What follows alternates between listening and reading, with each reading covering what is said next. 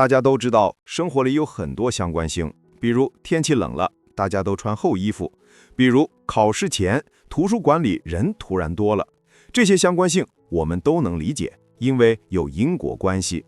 但在量子世界里，有一种相关性特别奇怪，两个粒子即使相隔很远，测量结果还是会同步，好像它们心有灵犀。这就是所谓的量子纠缠。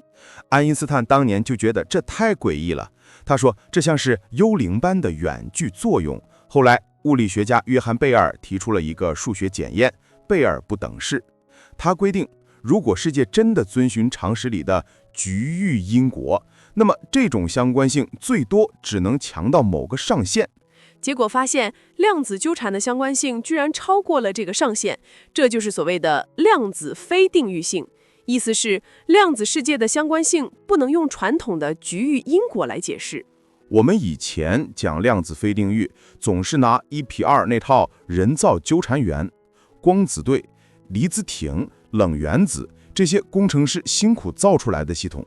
但这篇来自波兰的一组理论物理学家，他们的说法非常凶悍，不是说人造纠缠，而是说只要是相同类型的粒子，天生就全部互相纠缠。对，范围大到地球上这只光子和天涯海角那只光子，理论上在同一个全局波函数里。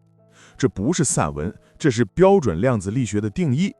等等等等，那为什么以前没有直接利用？因为贝尔不等式的实验框架本质上假设可区分粒子，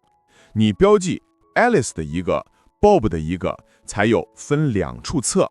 粒子身份一旦不可区分，这个框架直接塌了。哦，原来贝尔那条路在不可区分粒子这里直接走不下去。这篇文章的狠点在这里，他们证明不用互动，用纯光学被动元件、镜子、分数器、探测器，就能把这种身份导致的非定域在实验上显现出来。这意思是，量子世界的超距关系根本不是粒子之间发秘密讯息，而是它们从头到尾就不是两个分开的东西，而是一条整体波函数。我们可以给它一个生活比喻，量子世界里纠缠并不是两个粒子在晚距离之间通信，而是它们始终属于同一个整体波函数。我们可以把它想象成一团不断变换形状的棉花糖，每个局部看似独立，却都受制于整体演化规律。当你掰下一块棉花糖，测量一个粒子，它的形状必然反映整个棉花糖的状态。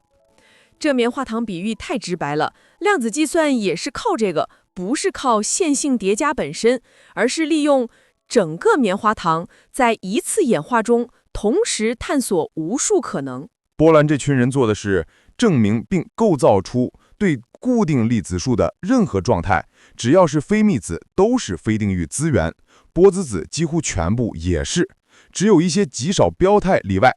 这意味着非定域不是资源必须弥造，而是资源从一开始就已经存在。宇宙底层规则本来就是一个整体，我们只是习惯把它切成碎片而已。未来量子技术六线可能要整体大转弯，不再是如何让它们纠缠，而是如何仿润那些本来就存在的纠缠。一旦人类学会直接访问整个棉花糖，那时量子计算的本质就不再是堆更多 qubit， 而是用更精妙的方式调用宇宙本来就存在的全局相干结构。我是于哥，科学探索不停步，点赞订阅支持我们，一起传播知识。